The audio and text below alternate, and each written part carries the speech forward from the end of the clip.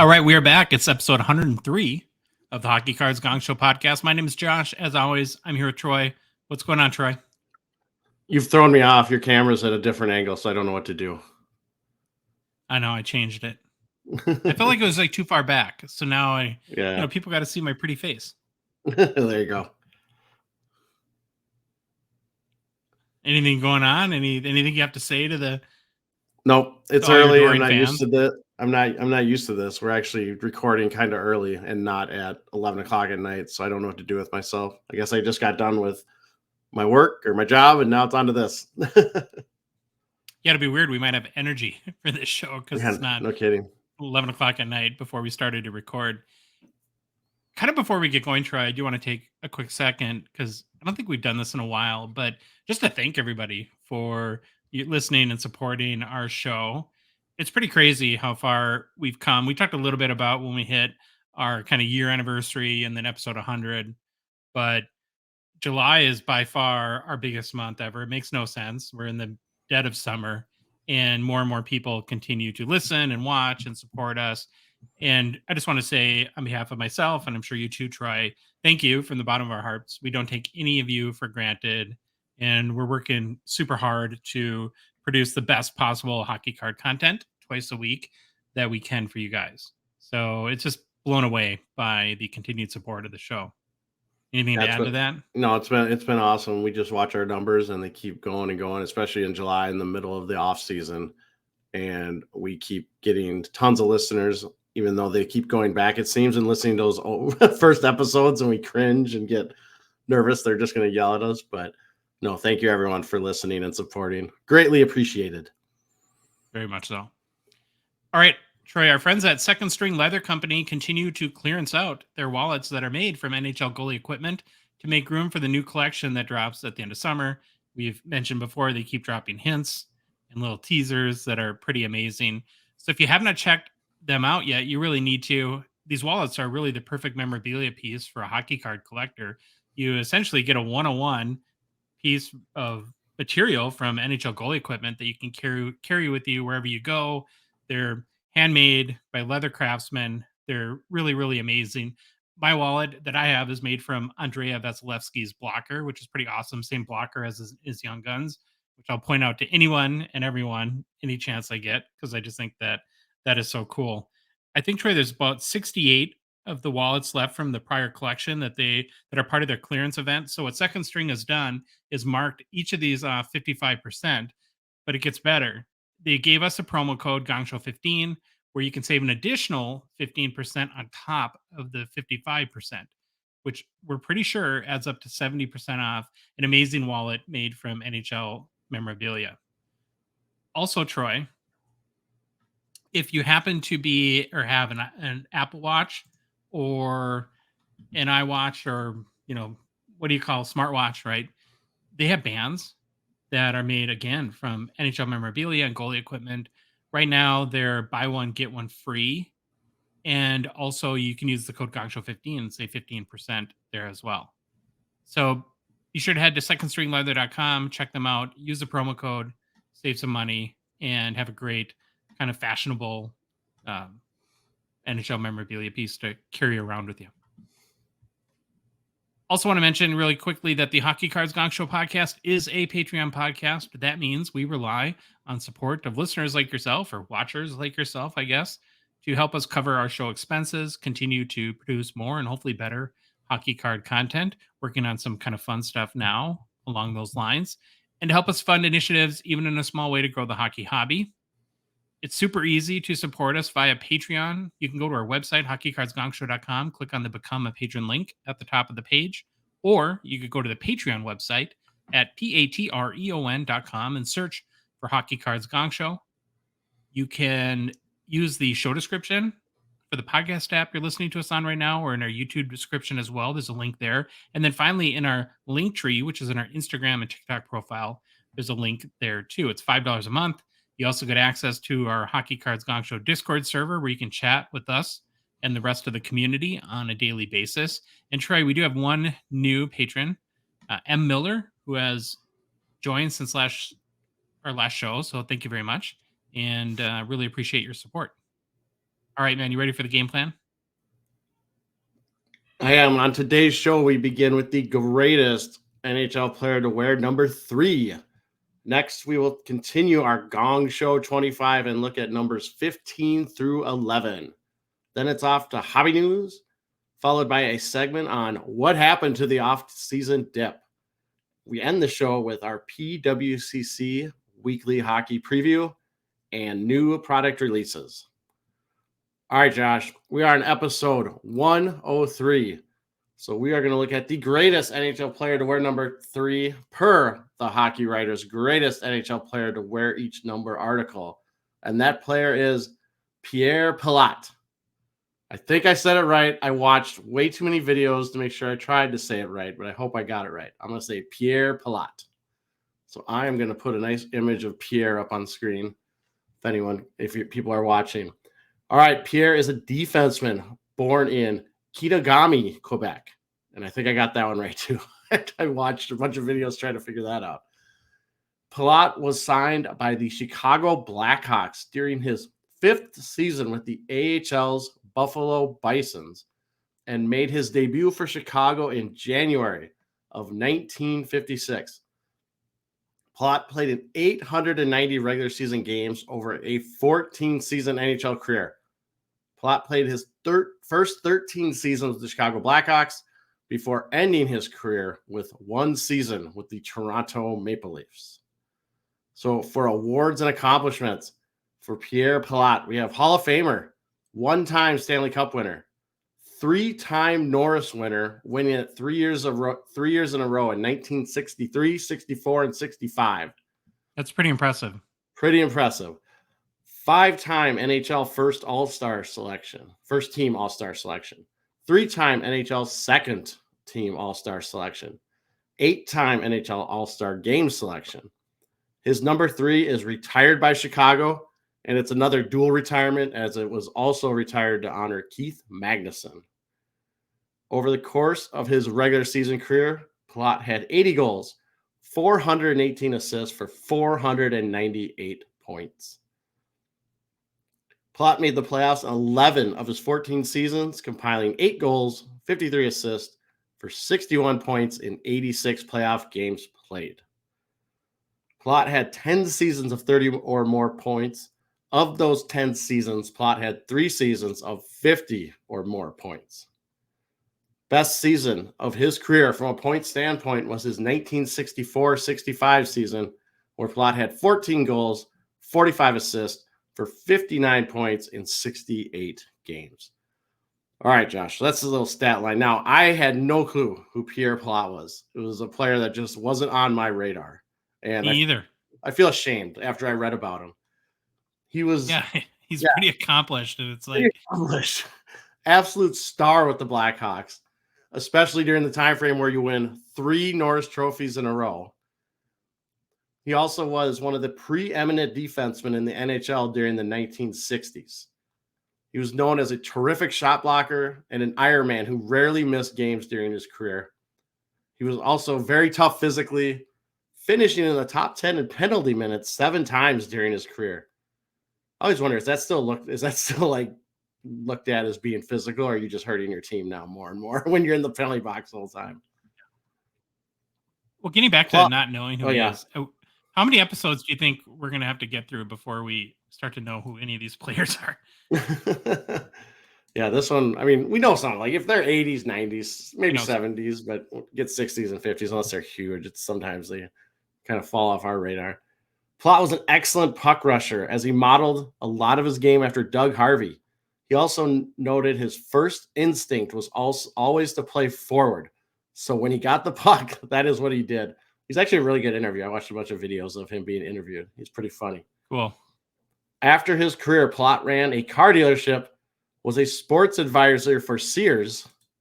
That just blew my mind. What is this, like sporting equipment? Like sporting goods? I have no clue. He represented Bell, which I believe is like a sporting equipment company, like helmets. I think they're big in bikes, rock climbing. Operated laundromats, founded a luggage and tote company, bought and ran a hobby farm in Milton, Ontario, breeding Angus cattle, worked in Tim Hortons management, then bought a store, and he raised German short hair pointers. So this man was not bored after he retired from hockey. He had a lot of business opportunities. He's had like 70 jobs. I know he's I'm telling you, go watch videos of him being interviewed. He's fantastic. So he's in the end, great NHL player, absolutely beloved in Chicago. Still, I read a lot of articles with just current articles on him, like people in Chicago talking about it. It's pretty crazy. Unfortunately, he did pass away in 2017. However, I will say this: I thoroughly enjoyed researching him, as I knew absolutely nothing about him going in. And again, like I said, I feel ashamed. I should go sit in the penalty box and feel ashamed because that was terrible. Mm-hmm. All right, we got fun and interesting facts. Palat's family moved to Fort Erie, Ontario when he was 14 years old. Now, Josh, you may ask, why did they move? Because the local rink where they lived collapsed in a snowstorm. Or a storm, I should say. I don't know if it was a snowstorm.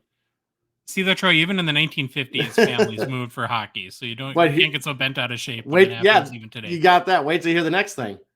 Palat did not play his first organized hockey game until he was 17. So he just must have worked out with a personal trainer until then, or something like that. for 16 years, and then finally said, "All right," or whatever when he started playing. But I think that's great. I love it that he didn't play organized hockey until he's 17. Palat's 3 consecutive Norris trophies make him one of only 4 players to ever accomplish this feat. The others being Doug Harvey, who won the award 3 times in a row and 4 times in a row. So he had a little gap in there. Bobby Orr, who won the award 8 times in a row. Nicholas Lidstrom, who won the award 3 times in a row twice.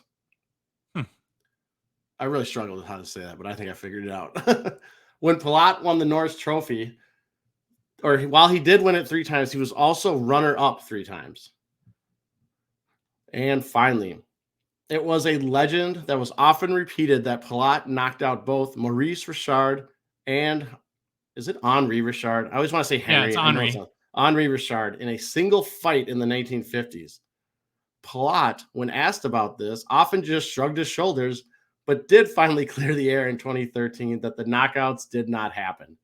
He did have a fight with Henri Richard where Maurice Richard jumped in, but Palat said that Maurice was pulled off by his Chicago Blackhawks teammate, Harry Watson. So, fun legend, often repeated. However, it's not true. All right, Palat's rookie card, 1957, Topps, number 22. If you're watching on YouTube, I got a picture of it. Big profile, headshot. Not my favorite card ever. That yellow is pretty bright, but love the old timiness of it. Highest grade of this card at PSA is a PSA 9 with only 2 graded copies. And one of those graded copies has a qualifier. I don't know what the qualifier was. I didn't go that deep. So it's really not really a 9. It's more like a 7 then. Yeah. Total graded PSA copies of this card is 213, with the most being a PSA 7 with 62 copies. Last sale I could find was a PSA 6, which sold on March 19th of this year for $228 via Robert Edwards Auctions. I do think that's the first time we've used a Robert Edwards auction comp. At BGS, there are 17 total graded copies of this card. No recent sales in the past couple of years. Doesn't seem like there's a lot of them out there. And I was kind of thinking, as I didn't know who he was either. Yeah. Like, how have we not run into this guy doing the looking at the vintage cards and the PWCC auction for months now? It's like, now I know, because they're not really out there much. Yeah.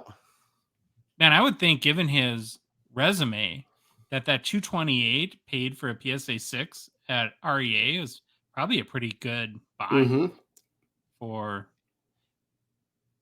a card like this.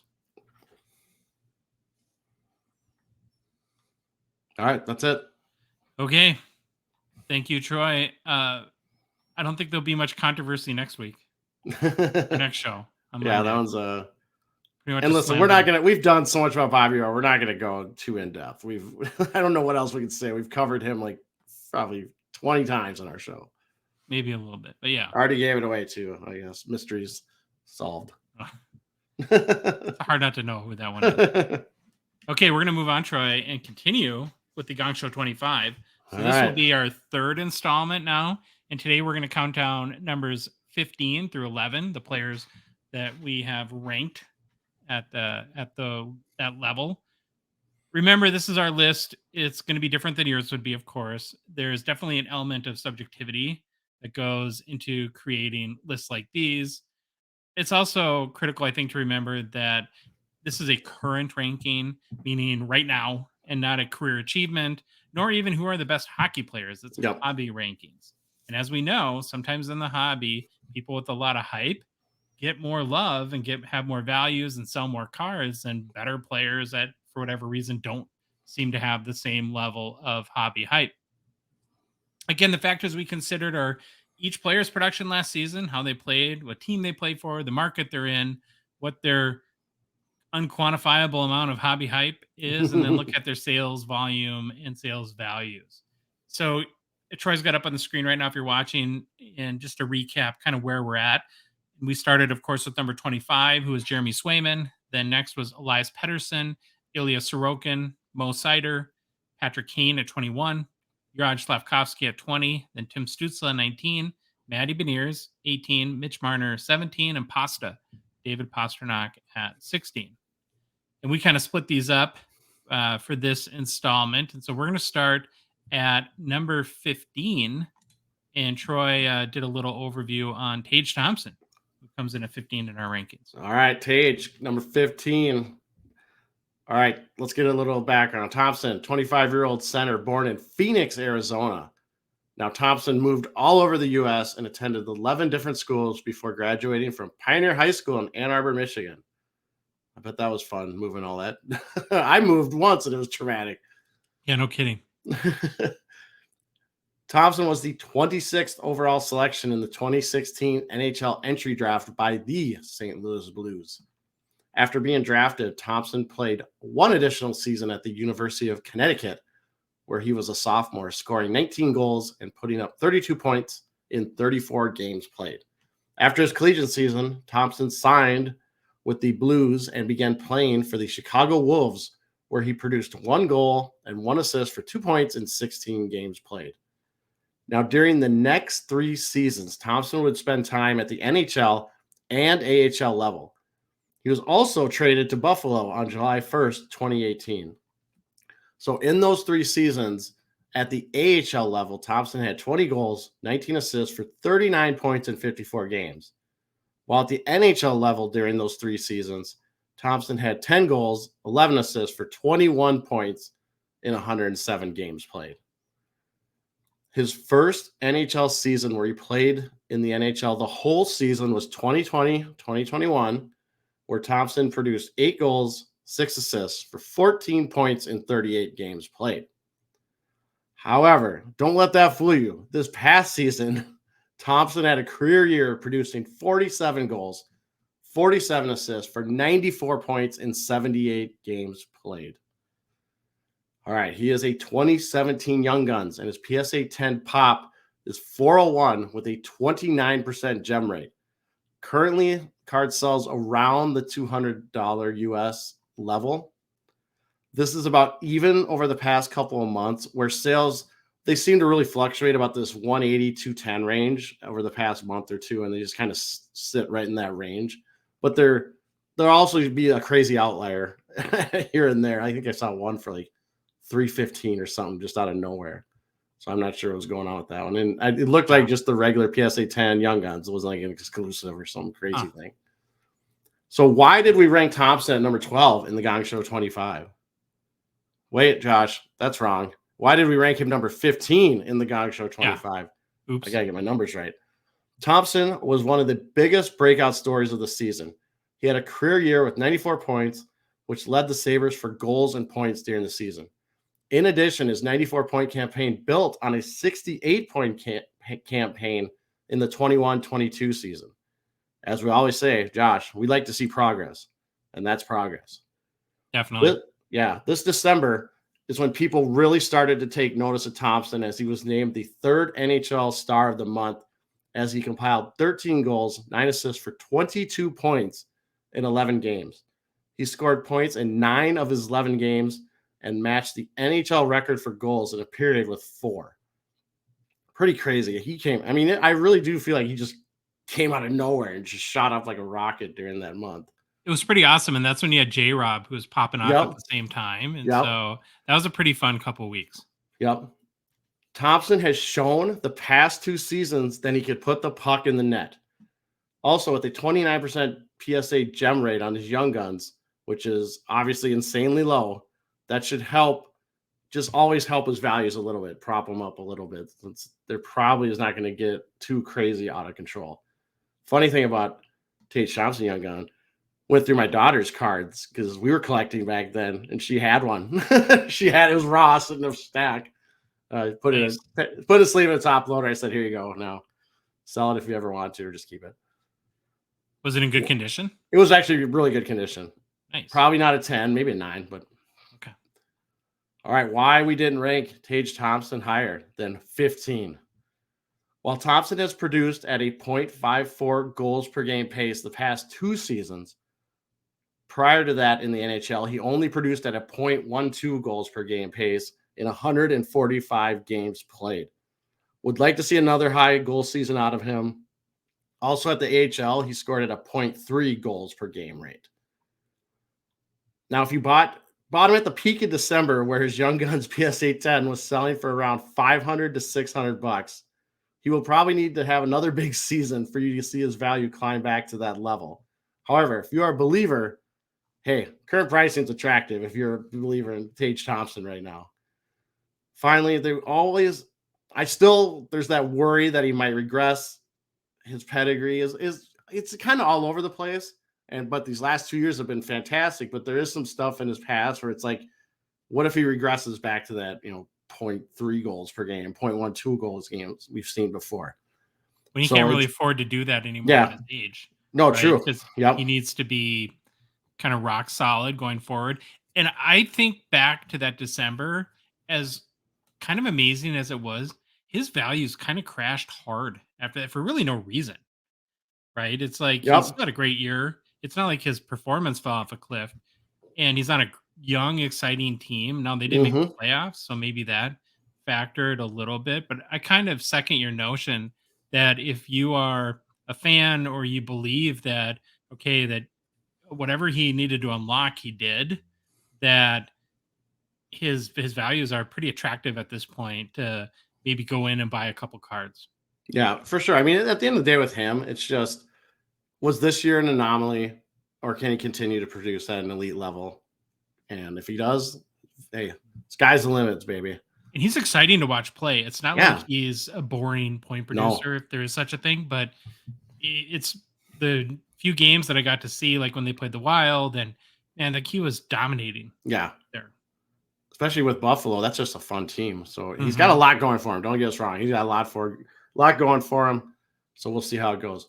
For notable hobby stats, to date, there's been 9 Paige Thompson cards that have sold for more than 1,000 US per card ladder, and 109 cards that have sold for more than $500 US.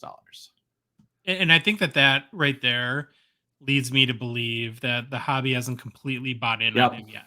But they're still taking a wait and see approach. Yeah, I feel like that's the lowest, maybe of I don't know if everyone, but a lot of it. It seems like the lowest we've had so far. Biggest sale to date for Paige Thompson was $2,279 US for a 2017-18 Young Guns High Gloss in February of this year. Nice. So that's number 15, not 12, like I said before. Number 15, Paige Thompson. All right, Josh, do you have any closing thoughts on Thompson, or are you cool if I keep going? Let's keep rolling, man. All right. Next, at number 14, we have this guy. We all love this guy, Matthew Kachuk, 25-year-old forward for the Florida Panthers from Scottsdale, Arizona. Boy, 2 Americans in a row. What's going on? Crazy. This is crazy. Both born in Arizona. Yeah, that's interesting. All right. Yeah. Kachuk was the number 6 overall pick in the 2016 NHL entry draft. So far in his career, he has been named to the NHL's second All-Star team twice. Kachuk has been one of the best players in the NHL the past couple of years, with his stature growing even more this year after his terrific regular season, and especially his huge playoff production this year. During the 22-23 regular season, Kachuk had 40 goals, 69 assists for 109 points in 79 games played. His assist total and point totals were both career highs for Kachuk. During the 23 Stanley Cup playoffs, Kachuk put up 11 goals, 13 assists for 24 points in 20 games played. Kachuk has now had 2 seasons in a row with 100-plus points and 40-plus goals. I feel like that's a really important stat right there. Hugely important. I just keep thinking, can he get a third? Can he get a third? For his career, Kachuk has tallied 192 goals, 299 assists for 491 points in 510 games played. That puts him at 0.38 goals per game and 0.96 points per game during his NHL career. Kachuk is a 2016 Young Guns, and his PSA 10 pop 857 has a 61% gem rate. Last sale I could find was for around $152 US. The card has definitely come back down since the end of the playoffs, where in May and early June, this card was selling for up to the mid $300 US range. So again, kind of like Thompson, it's kind of came back. I don't want to say come back to reality. It just came back. I don't know. Maybe it was reality. All-time high for this Young Guns was $345 US on June 2nd of this year. Now, why did we rank Mr. Kachuk number 14? Really came to his own and leaped into superstar status with his second 100-plus point season and his fantastic playoff production. He continues to improve and put up more points. And also, I think this year he really became a personality. We talked about him a ton on the show, that he started to really show himself in interviews. He had the walk-off celebrations, the mouth guard chewing, hanging out of his mouth, staring at whatever the scoreboard. And overall, that anti-hero persona that I think really played well in the media and kind of put the spotlight on him. So he's got a lot going for him. Got the personality side, second 100-plus point season, and he's continuing to improve. So that's why we ranked him at number 14. Why we didn't rank him higher? Not a 50-goal scorer, with 42 being his career high. And while he seems to have broken out of the Florida Bermuda Triangle, there's always a worry that he won't get all the exposure he should if he was in like a more relevant hockey market. He has a reputation of taking dumb penalties that could hold him back, as you can't score when you're in the box or being ejected, especially from playoff games. We don't want you getting ejected from playoff games. Kachuk is on the cusp of being truly special. He has all the tools to be a bona fide superstar in the NHL, just needs to get to that next step, which I don't know what the next step is. Maybe it's 50 goals. Maybe it's another 100-point season. Right? Just either consistency, maybe. Yeah. I mean, that's the – now, if you think of him, had we done this last summer, there's no way he would have been on the Gongshow 25, would he? Not a chance. No, that's how special this year has been for him. Maybe he could have been at the New Year because he got traded, right? So that probably created a little bit of buzz around him going to Florida. But would you also say that he's the number one personality in the NHL right now? I think he is. Besides Biz Nasty.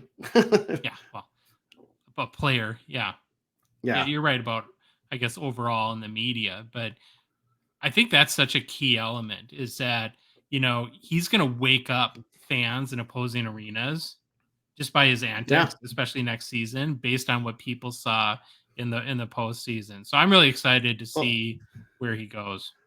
I would love it if he could, like, I don't watch all his games, but I would love it if you could see him just John with the other crowd. He seems like that kind of guy that he would just be yapping at the fans when he's like on the bench or stuff or in the penalty box. I love that stuff. I know the media will poo-poo it, but I think it's fantastic. All right, the other thing that I love about the sport and the hobby real quick is, so last summer, even if we didn't do the Gongshow 25, had we said, okay, it's the off season, we think you guys should load up on Paige Thompson and Matthew Kachuk, I think everybody would have quit listening to our show. We'd have been done. We would have had no listeners, and now look at what these guys have done. Yeah, it just truly is another, I guess, indication that there's no way to predict what's going to happen in this sport, which makes it really fun. Definitely. All right, let's end notable hobby stats for Matthew Kachuk. To date, there's been 10 public sales of Kachuk cards for more than 1,000 US per card ladder. 73 or more cards have been sold at more than 500 US dollars. Top all-time sales was in June 2023 for a 2016-17 high gloss Young Guns number 231 that sold for $2,103.40 US. You'd have to assume all those big sales were this year. Yeah. Yep. Pretty much. All right, Trey, ready to move on to number 13? I am. Okay. So number 13 on our Gongshow 25 list of the Hockey Hobby Elite is no other than Nathan McKinnon. McKinnon is a 27-year-old forward for the Colorado Avalanche. He was the number 1 overall pick in the 2013 NHL entry draft, hailing from Halifax, of course, in Canada. He won the Calder Trophy, Troy, as the NHL's best rookie in 2014, and his only other award is the Lady Byng in 2020. McKinnon is widely regarded as one of the NHL's best players, and in 2021-22, of course, won his first Stanley Cup with the Avalanche. He had a fantastic season this past year, even though the team could not repeat, producing career highs in goals with 42, assists with 69, and points at 111 in only 71 games played. Kind of makes sense considering, he's at 27 now. It should be smack in his prime.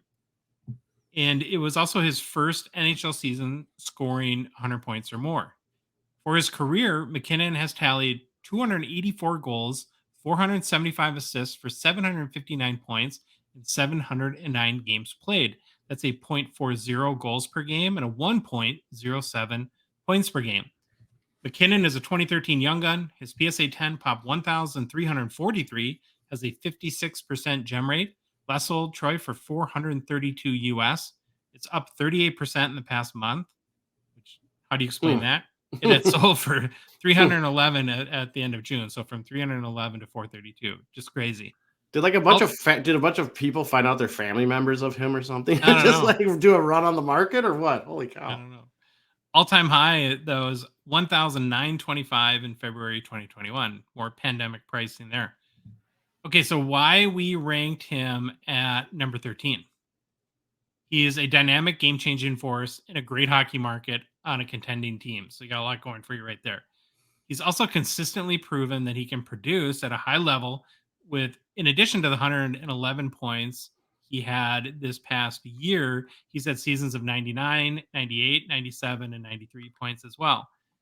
And I think we already mentioned, too, his game has high regard within the league, fans, and collectors. Now, here's why we didn't rank him higher. He's not a top-tier goal scorer, 42 being his career high. Was that Paige Thompson, same level? Kachuk had 42. Kachuk. Yep. And he doesn't seem to... Now, let's keep the Kachuk comparison going. Doesn't seem to have flash, flair, personality, or it factor. Pretty much a quiet guy. I mean, he's a little more outspoken, I guess, and especially after they got thumped in the playoffs the year before they won the cup. I think he was a little more outspoken then.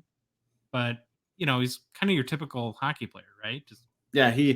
I think he does have, I think it's there. He just doesn't let it come out. Like I don't know. He seems very guarded. Guarded. Isn't he like best friends with Crosby? I mean, I could see them both being pretty guarded but I think he does have a personality. He just doesn't let it show. I think sometimes he gets forgotten because of that a little bit when you discuss the hobby elite. And he's a guy. So had we had this show since he's been in the league, I think he would have ebbed and flowed. I don't think he would have ever left, of course, the Gongshow 25, but I'm sure that there's points in his career where he would rank higher as, of course, again, this is a current list. And, he might at the end of this, Troy, be the guy with the most talent that's ranked the lowest. And it's kind of hard to figure out why. Like why he isn't, when you name drop McDavid, Ovechkin, Crosby, and even Matthews, right? Is that it just doesn't seem like very often McKinnon gets kind of grouped at that level. Yeah. Okay, looking at notable hobby stats to date, there's been 378 public sales of McKinnon cards for more than $1,000 per card ladder, 871, more than 500 US. Top all-time sales in June 2022 for a 2013-14 The Cup RP had a 99 PSA 8 that sold for 26,400. So that was There right you go. after the cup. I'm pretty sure that's not worth that today. Yeah, that was pretty big. You know what's That's crazy what about happens. him? I was What? just he could legit have 400-point seasons. Like if the puck bounced a couple different I ways, know. he could be. I mean, that's crazy. And it's Yeah, like 99, 99 98, is 97. yeah. The 90 actually I think it's 88, right? 99, 97, 93, 111. I think so. Oh, okay. Four seasons. But 4. it's crazy how that 99 just if that's 100, you're like, oh my gosh, but it's 99, it's like one short, but it's crazy. We could talk about a 4-time 100-point season producer. That's nuts. All right, sorry, I interrupted your something on the No. That's great comments. Well, and so now what I think is really interesting as we move on to number 12 in Trevor Ziegler, that this is where hype, it factor, personality, and flair make a huge difference in the hobby.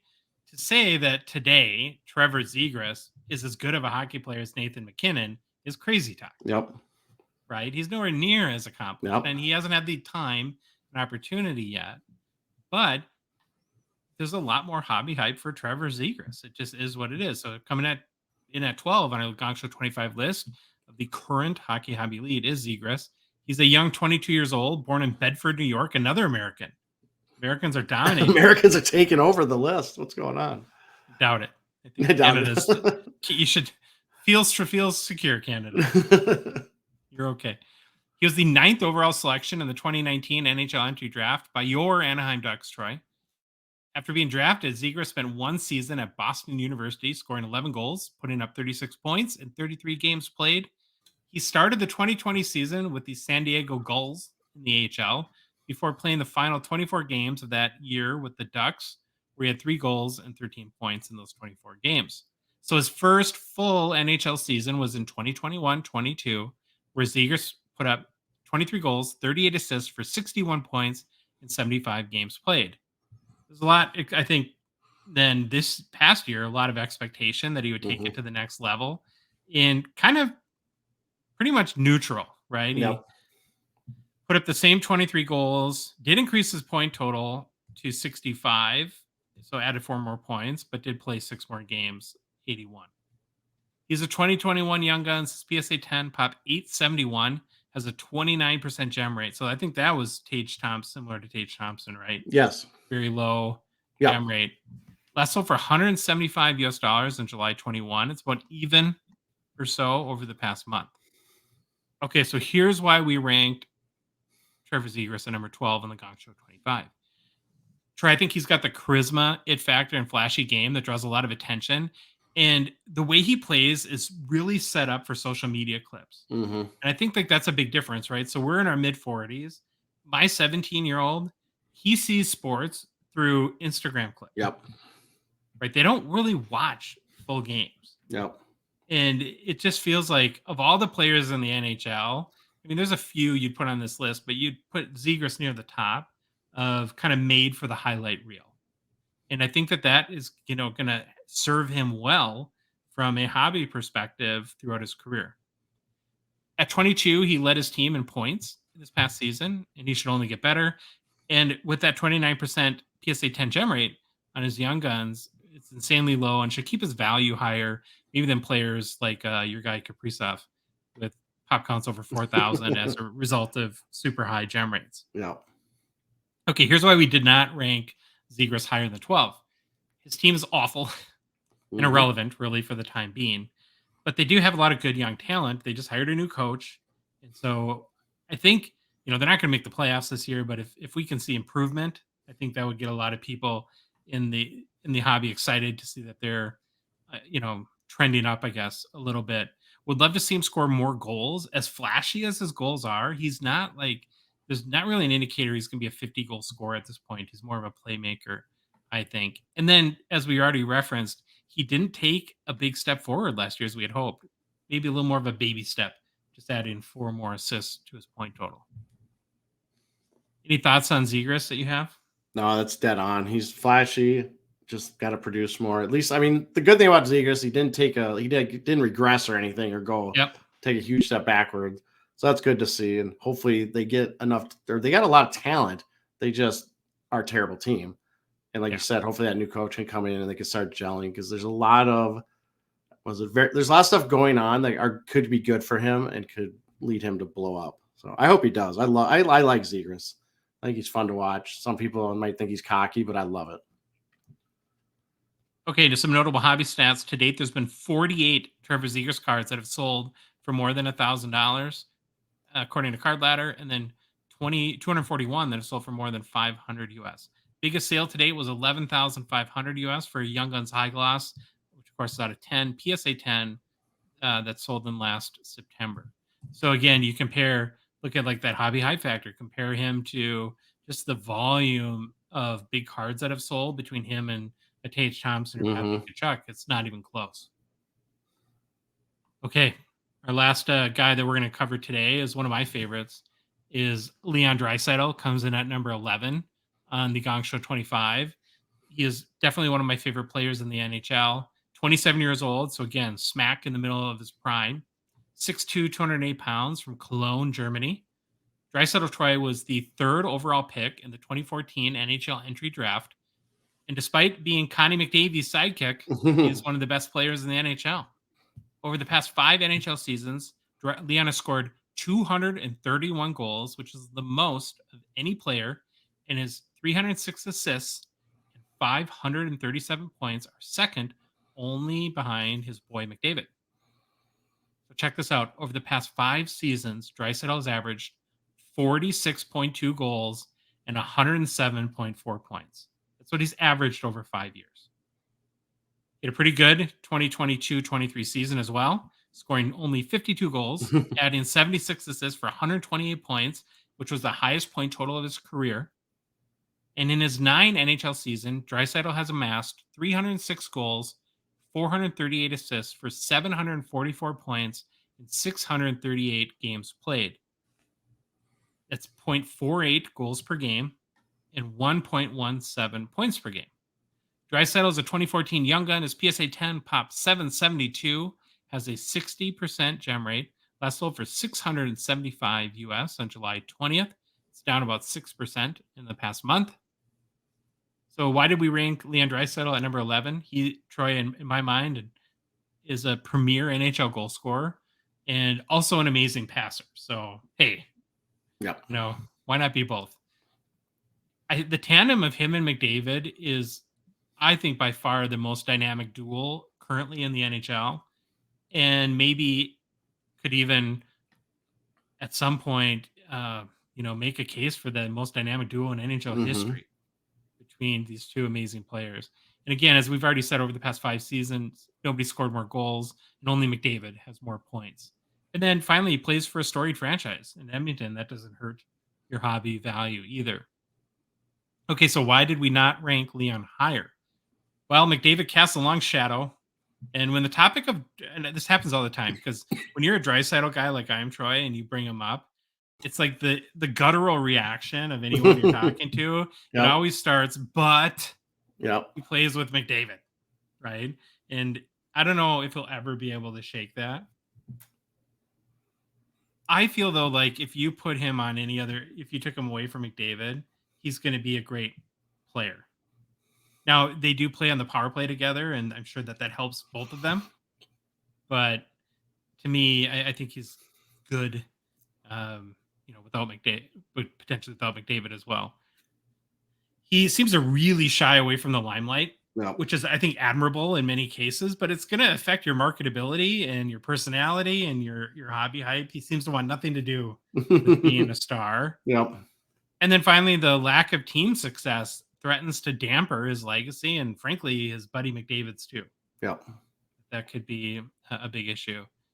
Any thoughts you have on Draisaitl? No, we've talked about him pretty in depth. He's a great player. I almost want to see them break up. Like, I want to see one of them move and see what Draisaitl can do, or even McDavid, see what they do away from each other.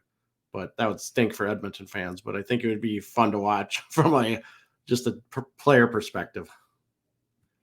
Okay, looking at notable hobby stats, there's been 264 Leon Draisaitl cards to date that have sold for more than $1,000 US, according to Card Ladder sales history, and 689 sales of more than $500 US. all-time high sale for a Leon Draisaitl card. Well, it's a tandem, so it's kind of half of a Draisaitl card. Is a dual NHL Shield patch card that has McDavid and Draisaitl out of 2, which BGS 9.5. I believe that it was a 2015 card, so it would have been McDavid's rookie, I believe, that sold in June of 2022. Not sure on that. I don't know why I didn't write down the year. But how sweet would it be to have that card? Yeah, that'd be nice. Okay, so now we're through pick 11 in our Gong Show 25 ranking. So here's the list to this point. Troy's going to put it up on the... So we got 10 left. We're going to start the top 10 on Monday. Pretty excited about that. And I will say, Troy, that this next 5 gave me stress. Like I actually... we made some tweaks to the... It's really hard to kind of find a rank these guys, and you want to be sort of fair to every consideration. And, you know, I think like with most lists, that the top end is easy and the low end is easy, and it's the middle, right, that tends to get most confusing. I think it would have been way better if we did this list in like April for an April Fool's joke, and then had like one Ryan Reeves or something. Ryan O'Reilly. Oh, we could O'Reilly everyone. Yeah. Ryan O'Reilly takes the top 3 spots on the list. All right. Top 10. It's going to get serious starting on Monday. Want to make a quick mention for Gong Show partner and sponsor Slabsharks. Of course, many thanks to them for their continued support of our show. The current Slabsharks weekly eBay auction ends tonight. Remember, Troy, this is the big one, so get out your checkbook. Their Shark Week themed auction has over 1,300 items, some very big hockey cards too, that we did our picks in our Instagram stories. You can find the link to the auction at slabsharks.com or by Googling Slabsharks eBay. One of the cards I'll mention that was in our picks, of course, and very timely, is there's a Patrice Bergeron NHL Shield 101 from the Cup. Lots of other great ones, too. And Troy, if you are a Canadian hockey card collector or investor and you want an easy way to sell your cards on eBay, join the many others and use slabsharks.com or Slabsharks eBay consignment services. They make it... Did you see this card? Oh, yeah. The Finish Flash? That is awesome. All right. Sorry to interrupt. Yeah, Teemu Selanne inscribed with the Finish Flash. That's in great. Our weekly picks, too. All right. Awesome. Well, Slabsharks makes it super easy to sell your cards on eBay because they basically do all the work. You just send them your cards, and they take care of the rest. Your cards will be included in their popular and growing weekly eBay auctions, to which they ship to the US and Canada, giving you a large buyer pool. And Troy, you don't have to worry about the hassles and expenses of shipping internationally, which is nice. I hate shipping cards over the border. Love Canada, but I just get anxiety when I have to ship cards there. So it's awesome that Slabsharks kind of takes that headache away. So head to slabsharks.com for complete consignment information and to get started selling your cards. Okay, we're going to roll into hobby news. And speaking of Patrice Bergeron, he retired. It's over. The dream is dead. Now, do you think the person had a hunch or had insider information? Because the Slabsharks big weekly auction timed with Shark Week, and that 101 just happens to be in there. It seemed kind of convenient. I wonder. Maybe. I wonder. All right. Well, anyways, the Boston Bruins captain and legend announced his retirement on Tuesday. He wrote an article for NHL.com that opened with, I think, a really great line where he said, "It is with a full heart and lots of gratitude that today I am announcing my retirement as a professional hockey player." Right? All the class in the world there and what you'd expect from Bergeron. He's 38 years old, won the Stanley Cup with the Bruins in 2011. And I love this part too. He wore a Bruins jersey for the entirety of his 19-year career. You know, we've had a couple of cases here, like in Minnesota with Kirby Puckett and Kent Hrbek. Right? It's all baseball guys. Like a lot of Twins guys played all the time. Mikko Koivu for the Wild. Okay. He's known as one of the best two-way centers ever. Won the Selke Trophy, which is awarded for the league's best defensive forward, Troy, a record 6 times. For his career, he scored 427 goals, 613 assists for 1,040 points in 1,294 games played. Bergeron is a 2003 Young Guns PSA 10 pop of 53. Yeah, it's just in today's Wow. context that makes no sense. 19% gem rate too. Sheesh. There. And one of the best pictures ever. Yeah. Like, come on, look at Like his 4 like visiting dad in the locker room. that. Last sale was July 18th for $2,475 US. That's what happens when your gem rates. So if you Yep. think gem rate doesn't matter in value, Yeah. here you go. All-time high on this card was 3,199 in May of 2022. So I've seen a number of like Instagram polls and stuff asking over the last day or so if people think that he's a Hall of Famer. And to me, now again, I'm not the greatest hockey mind that ever lived, of course, but he's got to be a slam dunk Hall of Famer. Yeah, Isn't he? I would totally agree. To me, he's Hall of Fame. Everything about him, class, defensive forward, Selke Awards, got a cup. Yes, he didn't hit 500 goals. We're not going to hold, if that's what we're going to hold against him, that's ridiculous. He's definitely into the Hall of Fame. Now, I don't know if whoever the voters are, if they're going to be, kind of snotty and not let him in the first time. But, when he makes another vote or the second appearance on the ballot, maybe they'll put him in. But to me, he's Hall of Fame all the way. I totally agree with that. So I guess congratulations on a great career. Probably a little bit of a bummer if you're a Bruins fan. I suppose now the question is going to be, who will the captain be? Jeremy Swayman? Your backup goalie. Why not? Let's zag. Make the backup goalie. All right, Troy. Moving on to the National. So I'm going to be headed. Is this what you're driving? Are you driving this?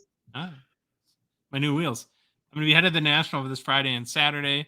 My boy, who's 17, and I are road tripping it from Minneapolis to Rosemont, Illinois, where, of course, the National is held. It's going to be a lot shorter drive than to Toronto for the Expo, which is nice. I think probably around 6 hours for us. So, Troy, I got to ask you, what do you think the over-under of words my 17-year-old boy says to me in the car during the 6-hour drive? You're on mute, bud. Oh, yeah. I will go. It's going to be less than 50. It'll be like, I'm hungry. Yeah. I need to go to the bathroom. How far are we? How much longer? Yeah, pretty much now, the minute the car starts, the AirPods go in and he falls asleep. So I have all these sort of dad fantasies of having great conversations, waxing poetically in life and teaching him all the lessons that I've learned along the way. And that's not going to happen. What's it, 6 hours? Yeah, 6 hour drive? Is that what you said? Yeah. It'll be pretty quick. So speaking of the National, though, like with the first time when you and I went to the Expo, I really don't know what to expect. And I think in a way, Troy, I've been tempering my expectations maybe a lot. We were so blown away by the sheer volume and craziness and quality of hockey cards at the Expo in Toronto that I know that, of course, the National has no way of living up to it from a hockey cards perspective. Now, maybe just from a sports card spectacular, it'll be pretty great. But when it comes to hockey cards, I get it. The National is not the Expo. So I was trying to think, it's like, I wonder what percentage of tables will have hockey cards. And I think I decided today that if 5 to 10%, I think 10% is probably a little wishful thinking, but have hockey cards, that I would probably be happy. And if I'm being really honest, though, we're not going for the cards, going to connect with people throughout the hobby, hopefully meet some new people, make some new connections, see some friends that we've made over the past year doing our show, and meet some of you guys, the listeners. So if you're going to be at the show, either Friday or Saturday, message me on our Gongshow Instagram, probably the best way to do it. I heard they're going to have Wi-Fi at the show, which will be great, and I'll try my best to connect with you. And then one last little programming note, I'll be back on the Dave and Adams The Chase show live from the National on Saturday at 12:30 Central Standard Time. So are you still thinking, Troy, that you want me to duct tape my phone on FaceTime? I want you to strap it to your chest and just real time. I'll have a FaceTime open on my phone and I'll just watch you walk around. I would like you to stop by Panini's booth and ask where my redemptions are. I have 2 outstanding. It's been like 3 years. I just want to know where they're at. Just go do that for me. Thanks. Hello, Mr. Panini. I represent Troy, who, as you know... Actually, I should talk to Upper Deck. I got a Pekka redemption sitting around, too. All right. So hopefully we'll see a bunch of people at the National. And then on Monday's show, we'll kind of give a recap, I guess, of my impressions. And we'll see how much FOMO you have, depending on, I guess, my report. Yeah. Okay, so we're going to move on to something I've been thinking about for months now, Troy, and finally kind of got around to really addressing this and really trying to look at what's happened to the offseason dip. So we spent a good part of last summer, really our first we were first digging into hockey cards, tracking the offseason dip where we saw a consistent 25 to 30% dip in most cards, really right about now. It was kind of mid-July Mm-hmm. to the beginning of August. And of course, we wanted to see, well, is this happening just now, or does this typically happen every year? So we last year looked back a few years and found there's been a consistent dip around this time of year, and it makes total sense, right? The NHL has been over for more than a month. If guys that didn't make the playoffs, it seems like forever since we've seen play. And you look at like injured guys like Slabkowski or Caulfield, who it really seems like it's been forever since they've played. And then, I think that as a rational, reasonable person, you would expect that the Cards would be down really right now as we kind of hit the middle or the crater of the off season. And so because of that, I think coming into the summer, you and I had tons of plans for our show. We're going to track and talk about the 2023 offseason dip. And I even personally been refining a hit list of guys. Okay, here's the guys I want to target when the prices are low. I'm going to kind of swoop in and get them. And to this point, we've been waiting and waiting and nothing's happened. And I hadn't really dug into it, I guess, real deeply. I've been more like observing general sales trends and looking as we go through our show and look at values, and just haven't felt that anything, I guess, has been consistently or in mass or in group had been going down. And so finally, I felt like, gosh, can't wait any longer. And I spent some time this week going through notable players and digging through the data to see what's going on in the market. Are we in a dip and I just haven't realized it? Or if the summer somehow is sort of bucking that trend, and to this point we haven't had a dip yet. So what we're going to do is go through a bunch of the guys and try not to be like over data-y, if that's a word, but want to be comprehensive here and kind of give you all a pretty good overview of sort of what's happening currently in the market. Like we typically do, we're going to use their Young Guns values to get sort of some insight. We use these because Young Guns are very liquid. They tend to sell very frequently. So you get a lot of data points to go off of, and that's really important. If it, as much as a orange checkers out of platinum, a record sale can kind of give you some sort of indication in the market. Those sales happen so infrequently that it's just hard to find any trends. And so I've broken down the players into three categories. We're going to look at like top tier hobby guys, or the middle tier, and then some young notable players. So let's start with the big guys, right? The kind of four we talk about all the time. You have McDavid, Ovechkin, Crosby, and Matthews. So the McDavid Young Gun PSA 10 popped 26.36, tries a current value of $3,485 US. It's up 13% in the past month. Now, why would McDavid's Young Guns be up in the past month?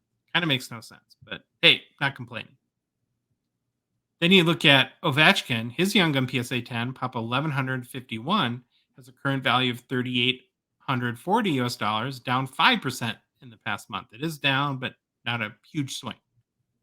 Crosby Young Gun PSA 10, pop 997, current value 2,900 US, up 3% in the past month. He didn't even make the playoffs. When was the last time Crosby played? March?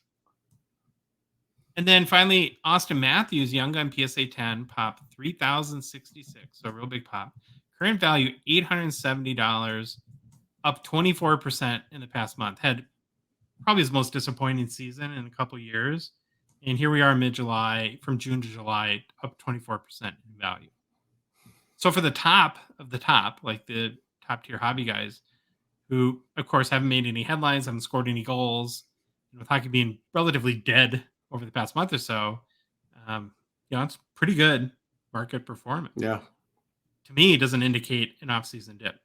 You have any thoughts on sort of the current performance of these guys? Yeah, it doesn't make any sense to me. When I saw you put together this list and was looking at the numbers, I mean, maybe it's just an indication of hockey being strong, and it was maybe a little too low than what it should be. But again, still doesn't. I can't wrap my head around why, especially look at the 24% by Matthews. What? Maybe just it got pounded too much because he had an off year or an off season for him. He had still a really good year, but I think it was, and he was injured. We pretty sure he's injured most of the time, and maybe now it's kind of rebounding once people kind of realize that. But yeah, that's crazy. I don't have a good explanation, but it's kind of crazy to see. All right, let's move on to the middle tier guys. We got 8 of these guys, right? Because we want to be comprehensive about this. So we're going to start with Cale Makar, whose Young Gun PSA 10 pop is 2206. Current value 407 US, down 18% in the past month. So here's one, right? If you can get around $400, might be a decent buy, right? Prices down a little bit. Next guy, Cole Caulfield, Young Gun PSA 10 pop 2182. Current value 240 US, down 13% in the past month. And then Paige Thompson, who we talked about in the Gong Show 25, his Young Gun PSA 10 pop 394 has a current value of 180 US and down 15% in the past month. So now you're kind of thinking, well, okay, maybe is there a dip happening? Is it just the top tier guys for whatever are doing well? But hold on. Now we get into Jason Robertson, who's Young Gun PSA 10 pop 1131, who had that huge spike in December and then sort of fell off. Well, his current value is 181 US dollars, and that's up 25% in the past month. So you have Austin Matthews and J-Rob, but only one out of these first 4. But it's where we get to the next 4 that kind of, again, clouds makes us sort of where we're at a little more cloudy. We'll look at Nathan McKinnon. His Young Gun PSA 10 popped 1343, current value 400 US. It's flat in the past month. Draisaitl, who we talked about the Gong Show 25, another guy. Young Gun PSA 10 popped 772, current value 675 US, up 14% in the past month. My guy Timmy Stutzla, his Young Gun PSA 10 popped 2258, current value 158 US, down 9% in the past month. And then Troy, even your guy, buckle your chin strap. Get ready for this. You're going to get excited. Kirill Kaprizov is up a little bit. His Young Gun PSA 10 pop only 4,221 is a current value of 180 US, not 750 like when you bought it. No, that card has never seen that number again. But it is up 6% in the past month. So we have a little bit more variability here with this middle tier of guys. And, I can't really see anything that, like we saw last year, where everyone was consistently down that 15 to 30%. And what I look at this as is just more kind of standard market variability, right?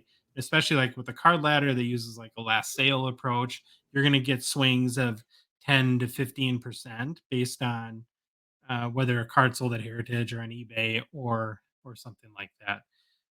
Did you kind of extrapolate anything off this sort of middle group of players? Not really. I thought it was pretty. When you're going Makar, Caulfield, Tage, I'm like, okay, and then it's like here comes Robertson, like the Kool-Aid man busting through the wall. I'm just like, nope, not me. It's like, again, it's not as consistent as we saw last year. That's the crazy thing. Yeah. It's kind of all over the place. Okay, and then the last group we're going to look at is more like notable young players that I think have had hobby relevance about the last 2 set years, kind of some other key rookies. So Trevor Ziegler, his Young Gun PSA 10 pop 856 is currently worth 175 US, up 19% in the past month. Matty Beniers, Young Gun PSA 10 pop 892, current value 153, down 5% in the past month. Slavkovsky, his Young Gun PSA 10, current value 145 US, up 5% in the past month. And then Mo Sider, his Young Gun PSA 10 popped 2419, current value 95 US dollars, up 9% in the past month. How does that card go up 9-10%? That's just nuts to me. Yeah, and I mean, some of these are getting real big pops too. So we looked at now, what is that? 16 players, right? And it doesn't really give you the indication that the market is way up or way down. It's kind of a little bit even. And you look at like the Card Ladder Hockey Index, it's up 1% in the past month. But then again, going back to what you would expect, what's reasonable, what's rational for this time of year, you would kind of expect it to be down. So it kind of leaves us as to, well, what's going on, right? Why are so many of these values going up? And of course too, it's we use the young guns, like I said, to do this sort of analysis. But as we know, every day we're looking at sales because we do record sales posts on Instagram or kind of like key cards that have had their first big sale. And I kind of came into the summer wondering if that was going to dry up a little bit. Like, oh boy, are we going to have a record sale to post every day? And I'm still choosing Troy Yeah. between four options every day. And so it kind of, this is very subjective, of course, but it just makes me feel like the hobby is not doing too bad. And we're definitely not in a dip. Now, it doesn't mean that it's not going to happen this year. I don't know. We could be talking 2 weeks from now and be like, oh, the offseason dip happened in August for some reason. But the last couple of years, like I said, it's been very consistent as it's been right now. So I came up with some reasons why I thought, again, a little bit of a head scratcher here, Hmm. but why the market could be as healthy as it is. So my first thought goes to our guy Connor Bedard. Is Bedard mania or anticipation just juicing everyone up for next year, and somehow that's lifting the market? But that seems really far fetched to me. So, I'm gonna. It's kind of dumb. One thing though I think about is that, and I don't know how much we stress this, but this spring, Troy, and I'm trying to think, maybe you would know better. Like in March, April, the hockey market took kind of a hit. Yeah, it was like 9% if I remember right at some point. More so in the last 2 years, it would have been. And so I don't know if it's been just kind of rebounding since then a little bit, if that could explain why values are up right now.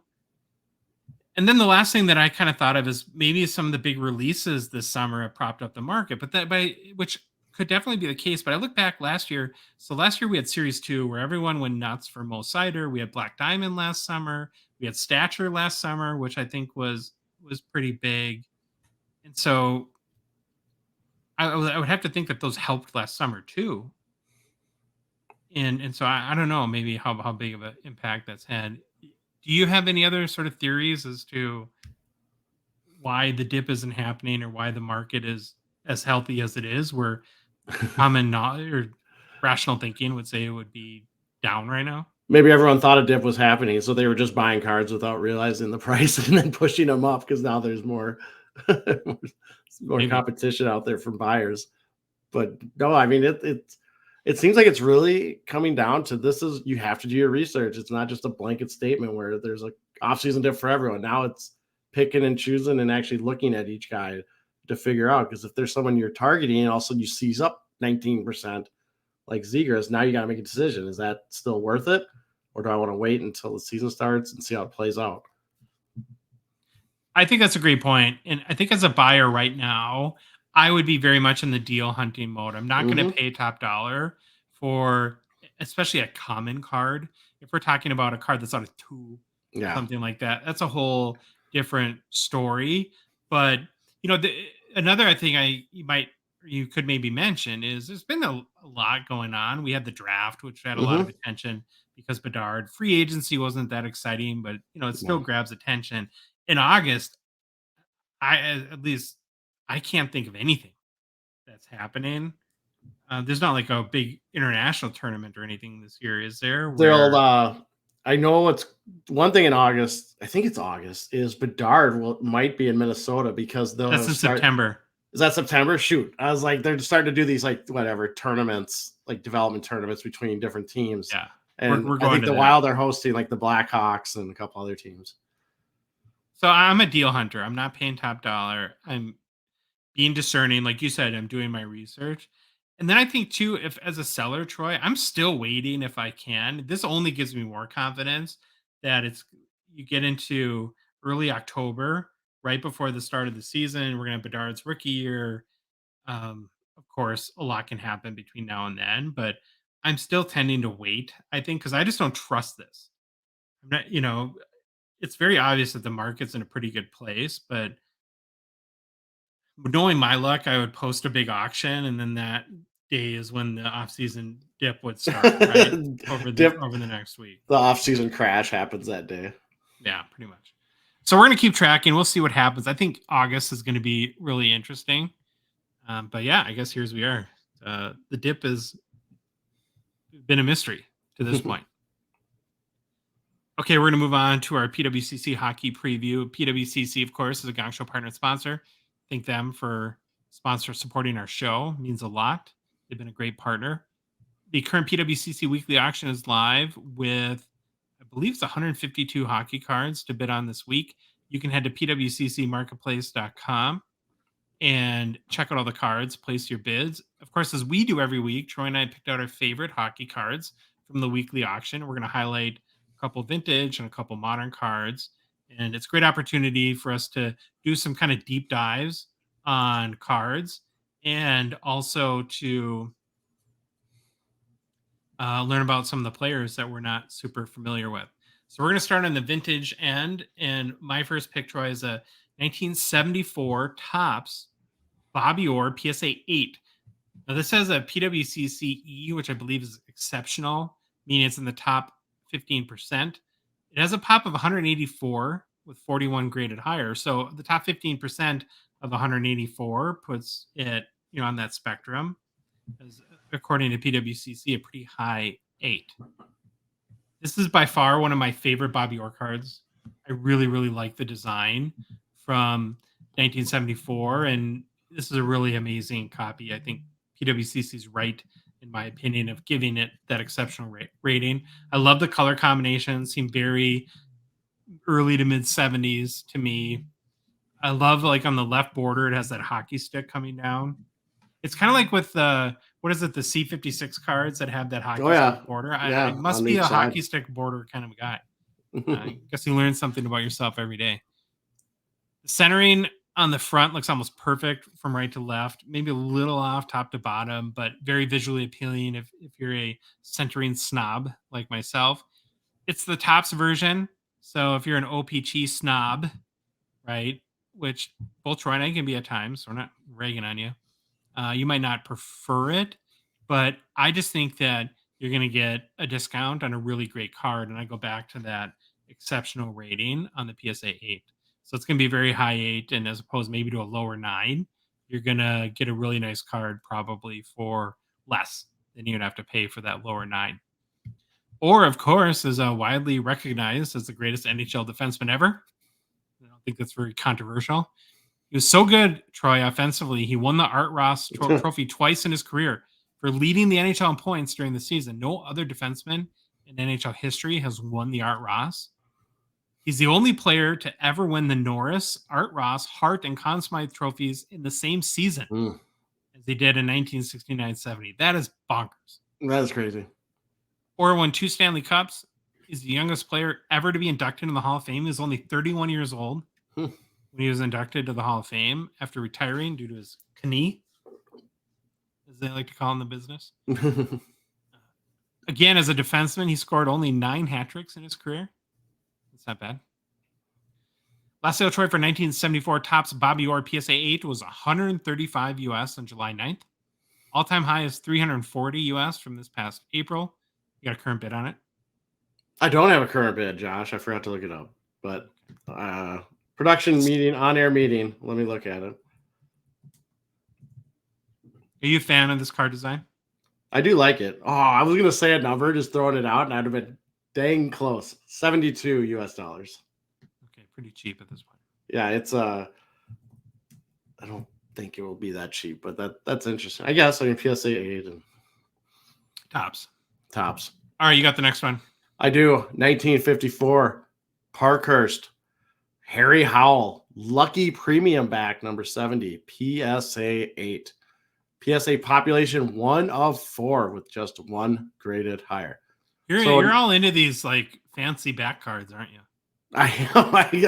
I'm fancy back guy now. I'm a Parkhurst guy. I'm just gonna do Parkhurst from now on. I guess that's my gig. And then fancy back cards. But again, love these Parkhursts. Love the vintage pictures, the cards. I love researching the players. This one hit it for me because I didn't know who Harry Howell was. So I had to do a little research on him. But let's start with the card. PSA 8 grade. Looking at it, if you see the picture, it's like an action shot where he's kind of skating. He might have the puck or getting ready to get the puck. Very cool shot. The color is what really stands out to me, even in the image. And you can see there's a little bit of fading in the card just because how old it is, but that color, like those red breezers, are fantastic looking. There's definitely some centering, off centering left to right and top to bottom, but very minor.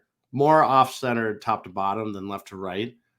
And if you zoom in, you can see there's a little bit of, there's like an inside black border and a little bit of the printing or the color goes above it, but nothing too egregious. And again, it's a 54 card that just looks really, really nice.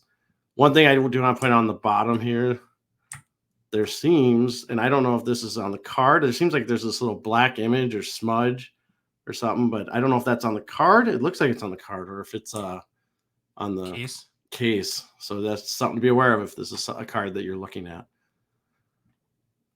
All right, back of the card. Like we said, I had to put the back here because we mentioned this, I think it was 2 shows ago when I did, it was, I don't know. It was the greatest player to wear number 2, I think, is when I had this.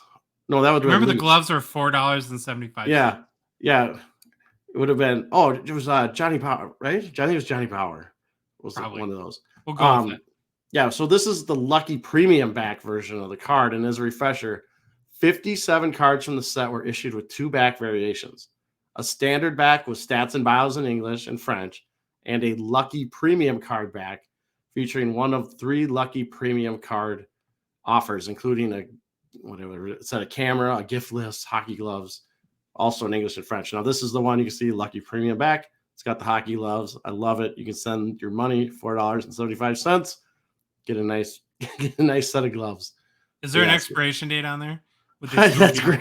I don't see one. There's probably some law. I bet you probably find some lawsuit. Someone tried to. Story time. So Activision, when they came out with the Atari games, I remember getting like a couple of them. And I was a kid. They had the thing in there, if you passed a game or did some kind of accomplishment, you could take a photo and send it in, and they would send you a patch. And so I did it and sent it in. But what I didn't realize, it was like 4 or 5 years after like this game had come out, and I got rejected. It came back with like, this program's been stopped, and I was just like absolutely devastated. They didn't honor it, huh? Did not honor it. That's not very nice. Yeah. But anyways, great looking card. PSA 8.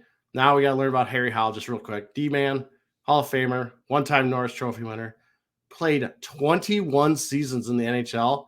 And then after he was done with the NHL, he went and played 3 seasons in the WHA after his NHL career was done. In the NHL, he played 17 seasons with the New York Rangers. Howell played 1,411 NHL games and 170 WHA games, combining for 101 goals, 360 assists for 461 points. So at this point in the NHL, these guys had like other jobs too, didn't they? I think so. I think, they had different jobs. They go work on the farm or do something else. But it's crazy how long this guy played. All right, last sale of a PSA copy of this card was for $2,225 on April 22nd of 2019. However, the description, I couldn't see the picture of the back. Yeah. So I don't know if it was a lucky premium. It didn't say it in the title. Usually they do put in the title. A lot of people put lucky premium back. So I'm not sure if that was a lucky premium back or not. Title did not say. Current bid on this card is $135. Sweet. Okay, next vintage card, stretching the term vintage a little bit here, but it was like Back to the Future year, 1985, right? Or Teen Wolf, probably something like that. A 1985 Topps Mario Lemieux, PSA 9, pop 1,089 with 6,211 graded. You familiar with Mario Lemieux, Troy? Ever heard of him? I'm familiar with him. I'm very familiar with this card. I have 2 of them. Yeah, well, humble brag. Believe me, I have 2 about PSA 3s, maybe, if that ever set them in. I don't own a Lemieux rookie, and so that's kind of what got me interested in. I've been thinking about it and kind of thinking, which way do I want to go? Do I want to have a higher grade Topps? Would I rather have a lower grade, give my buy one of mine? Snobbery for $11 million? Yeah. So one day soon, I think I'm going to get one. And since a PSA 10 of either card is going to be out of my reach, I've been looking a lot at nines and kind of trying to compare the OPG, which is still expensive, and the tops as well. And so if you're a little more budget conscious, the 9 from tops is going to be quite a bit cheaper than OPG. It runs about, or the OPG Troy runs about 7x more than the tops PSA 9, which is kind of crazy. Lemieux, of course, one of the GOATs in NHL history, would be on most people's Mount Rushmore of players. He won the 2 Stanley Cups as a player. He's a 6-time Art Ross Trophy winner, 3 times Hart Trophy winner, 2 times Conn Smythe winner. He scored a goal 5 different ways in one game. Do we cover this once before? I think we did, but I love this. In one game, he had a regular strength goal, a power play goal, a shorthanded goal, penalty shot, and empty netter. Yep.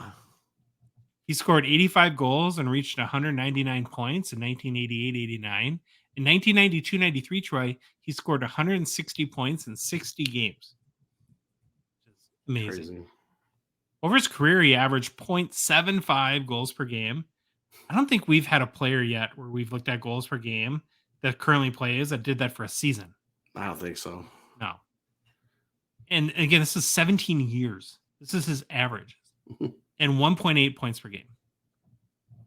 Last sale of the 1985 Topps Mario Lemieux PSA 9 was at 1,026 on July 21st. All-time high, 4,900 February 2021. You got the current bid? $250. I'm in for that. Yeah. Okay, we're going to move on to modern now. So the first card that I looked at is a 2013 Panini Prism Alexander Ovechkin.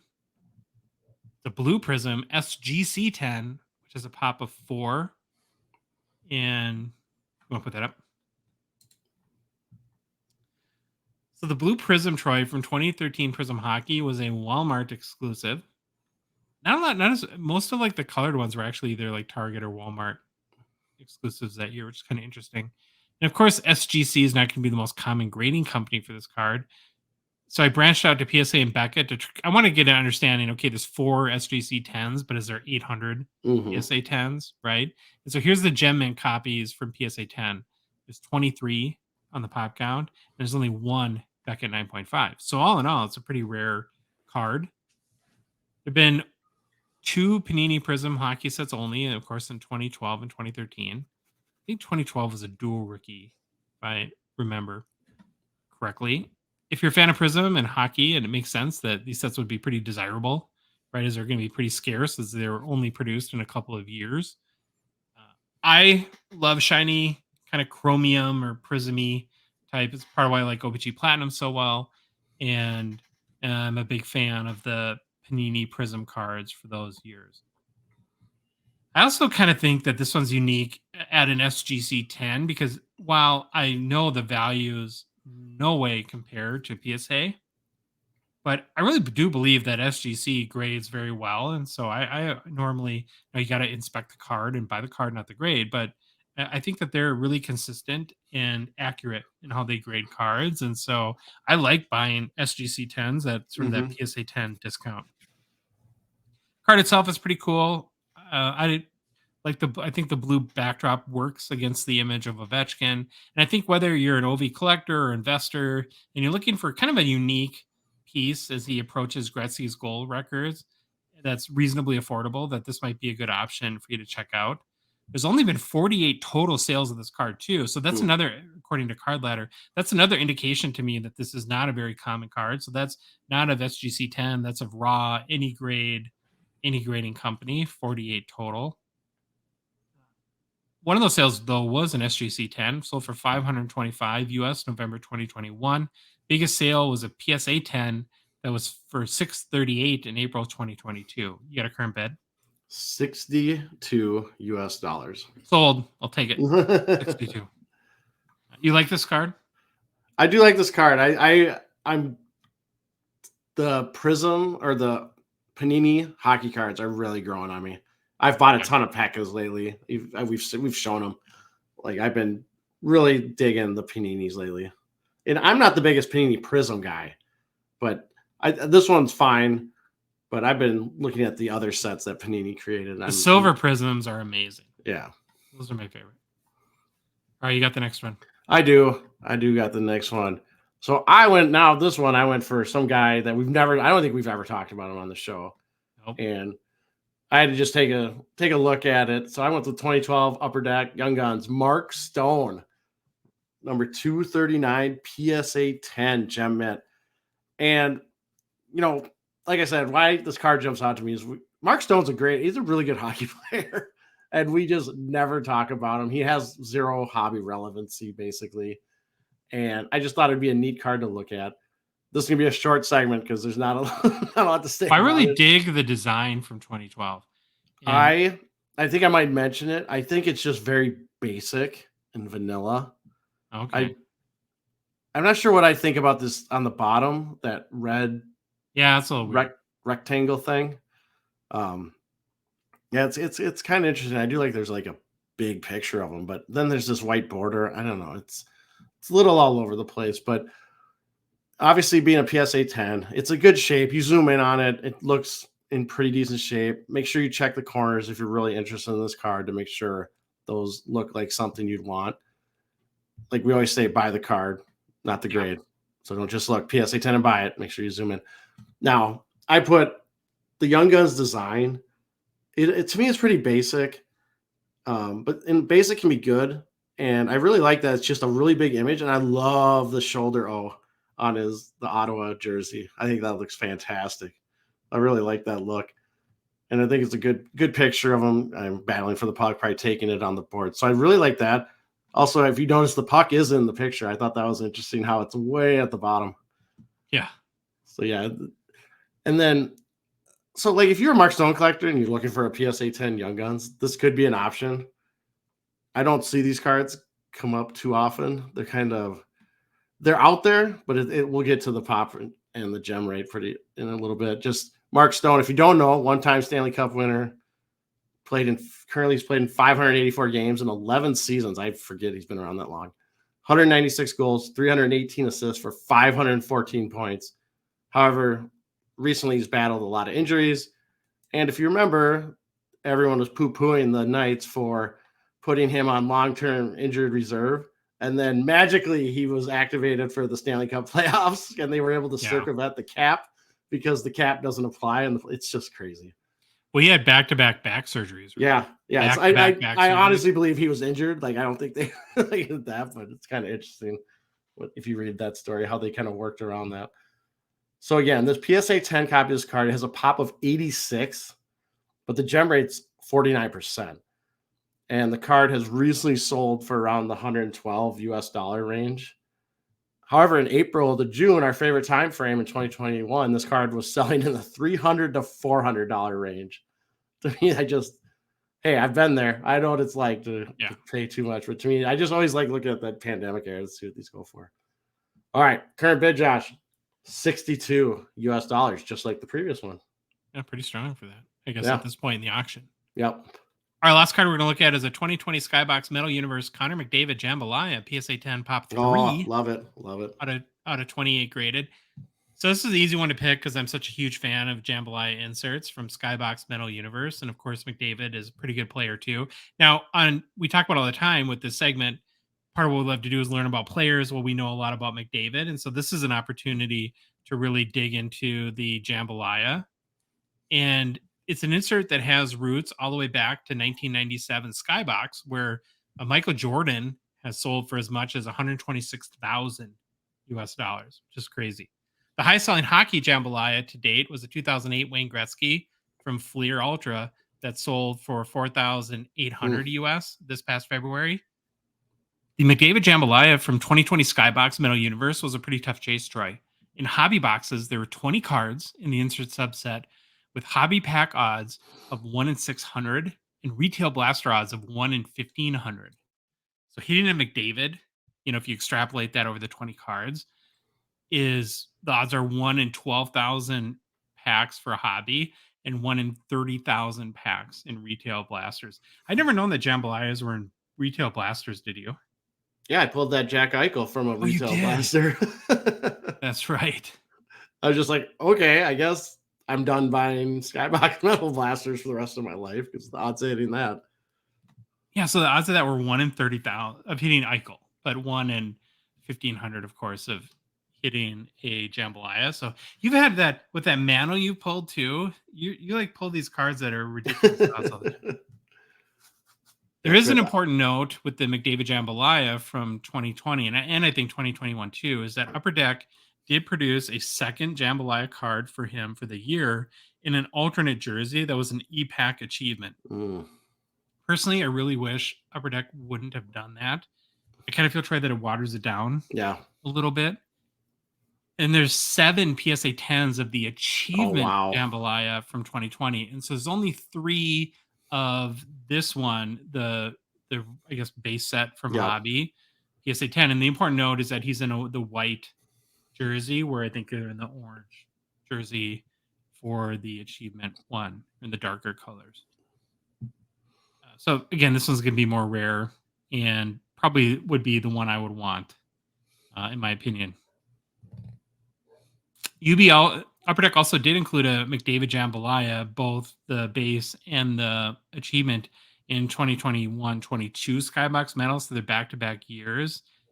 And again, God, I feel like it just really starts to water some of these down. And so that's the one little hesitation that I would have.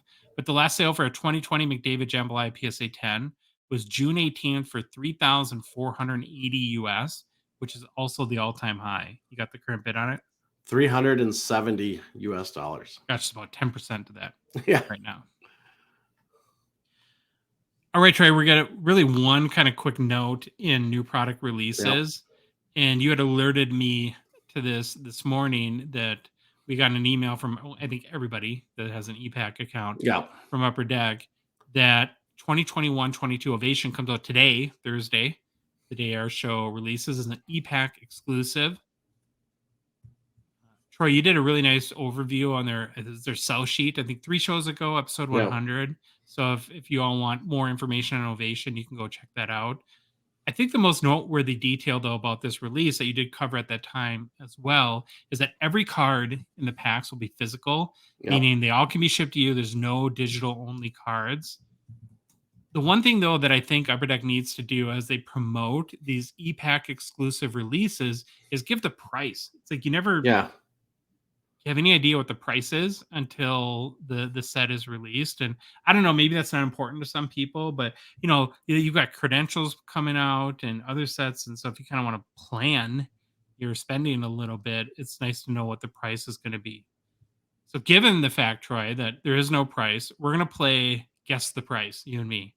We'll see who wins tomorrow. Of course, we're recording this on Wednesday. So I'm going to go through the basic sort of box breakdown. Okay. And then you and I will give our guesses. So each box, there's 12 packs, 8 cards per pack. So a total of 96 cards. Again, all physical. On average per box, you're going to get an autograph card, 1 numbered UD glass card. So if you recall from your overview, that's like one of the plexiglass cards that should be numbered. 5 additional serial numbered cards, 3 world premiere cards, which if you're watching, that's like the Jeremy Swayman one there, and 2 insert cards that could be like captivating, high regard rookies, or lead performers. So I'm going to let you go first. So given that in the context of all the other sets and the fact that it's an EPAC release, what's your best guess as to what the price is going to be? $139.99. Yeah, I'm saying 130. So I was gonna go 150, but that was just like, man, that seems like a lot for this. But I'm sticking 139.99 is what I'm gonna go with. Yeah, it's sort of similar to ice. Is sort of what I was. We're both pretty close. I think it would be the thing I just don't have a great concept of is, because it hasn't been released in a little bit, is how much the brand name Ovation, how captivating that's going to be for people. But the cards do look pretty nice from what we've seen. All right, that is our show for today. If you like the episode, please leave a rating and review on Apple, Spotify, or whatever podcast app you listen to us on. If you love the show, you want to support us, chat with us every day on the Hockey Cards Gongshow Discord server, please consider a $5 a month donation. Join our out of 99 support level tier on Patreon. The link is in the show description or YouTube description. It's on our website at hockeycardsgongshow.com. Or you can just go to the Patreon website at patreon.com and search for Hockey Cards Gong Show. Or in our Instagram and TikTok profile, link is there. Follow us on social media. Hockey Cards Gong Show is on Instagram, Facebook, TikTok, Twitter, and YouTube. And Troy, the Hockey Cards Gong Show podcast is a production of Dollar Box Ventures, LLC. Have an amazing weekend. Can't wait to get to the National and talk to you all about it on Monday.